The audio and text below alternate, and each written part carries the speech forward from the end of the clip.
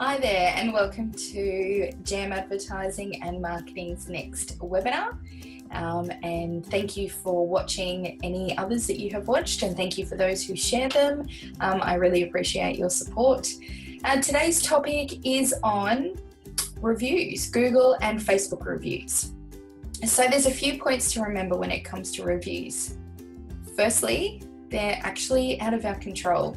Google and Facebook both have really strict rules as to how we can delete them, edit them, and all those sorts of things. So when we're embarking on this part of marketing, we want to ensure that while they are out of control, we need to put some metrics in place to make sure that we're safeguarding ourselves and our brands from any potential risks that reviews might bring.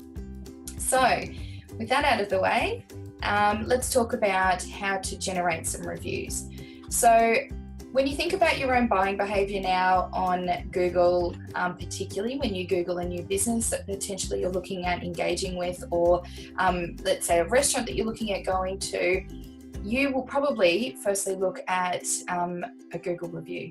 And often we now find that when we look at Google reviews, if there isn't any reviews there, they may not seem like an actually legitimate business that we want to look further into, and we might go to the next person on the list.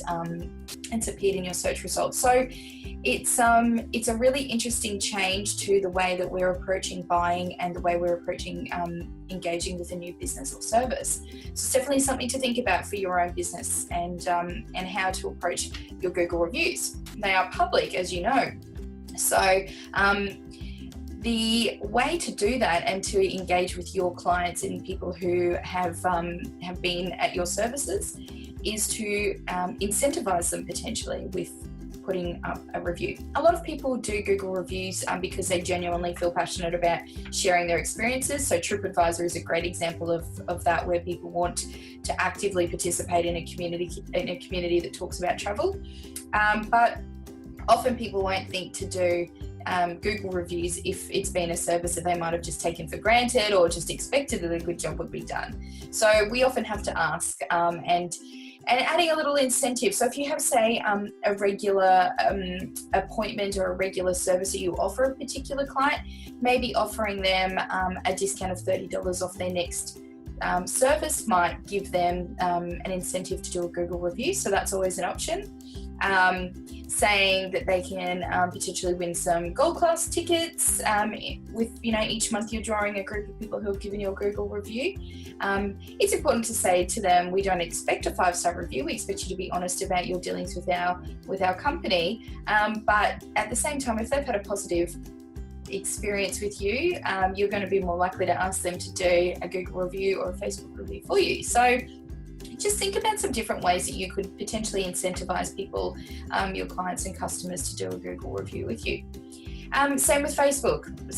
Make sure when you are incentivizing, sending a follow-up email or doing what you do to get that information across, you're including the link to your Facebook and business pages in Google as well.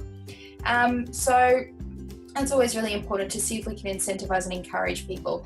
If you're looking at automation, often if you're sending an email after somebody has engaged with you, you can include that just as a baseline part of that follow-up email. You could also try adding it to your email signatures, like what we've done.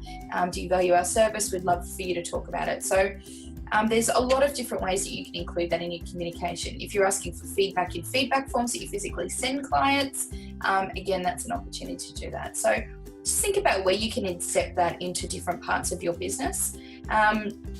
And often we might find that a reviewer has come online and they've spoken badly about us.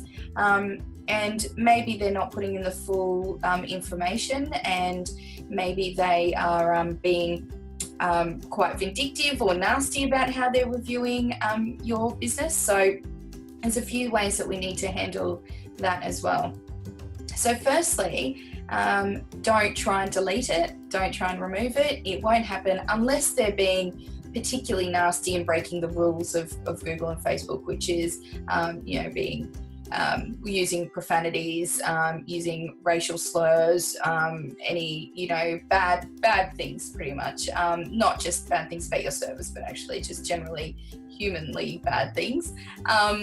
So there's always that option if somebody's just been really disgusting online, and that does happen. But if it's a genuine review and they're genuinely not happy with what you've done, let's talk about how we deal with that. So, like I said, forget about contacting Facebook and Google to get them to remove it. They just simply won't.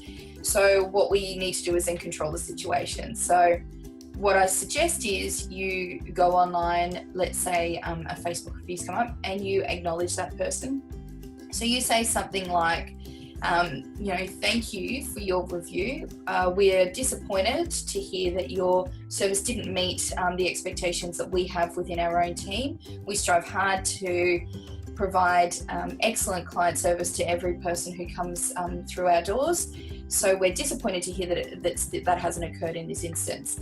We'd love the opportunity to talk with you further about your particular instance and what we can do to rectify that. So if you could please private message us or email us here, then we'd be happy to talk further. So by doing that, you're publicly acknowledging that, we're disappointed that this review's come through. You're publicly acknowledging that a bad review has come in, full stop. You're actually then able to spin that a little bit around and say, well, that's actually not what we do, and we pride ourselves on our customer service, or we pride ourselves on delivering this level of service. So then you're able to put a little bit of a sell spin in there without being too overt. And then you're also showing that you're proactive about dealing with that review publicly as well. So it's got a few benefits. The last thing you want to do is get into a slinging match with that person. So even if you know that those facts aren't right, there's very little point to get into a public dispute about that. That's something that you want to take offline and you want to deal with privately with that person. So to acknowledge it and say, look, it's not how we operate generally. However, we'd like to talk further about that privately. That's the best way to do that. If you get into a slinging match, it's only going to end badly. And while people externally might see that maybe this person hasn't been completely genuine or truthful, the flip side is you won't look like a company that is willing to work with what a customer feels about you, because at the end of it all, perception is reality, and how people are perceiving you is really how they're perceiving you. You can't really change that from in their mind. So that's something to remember. And same with Facebook. Jump online, do the same sort of commentary around it.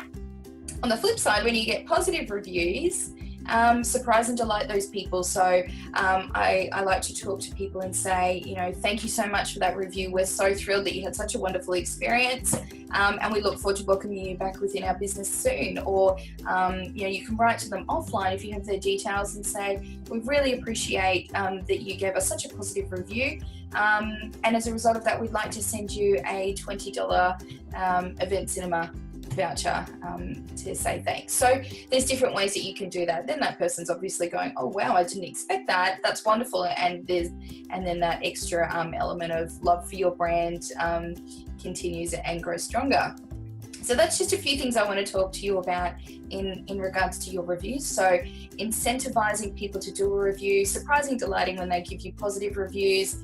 When you are faced with negative reviews, deal with them as professionally and as openly online as you can, but taking those awful parts offline so that you don't get into a slanging match.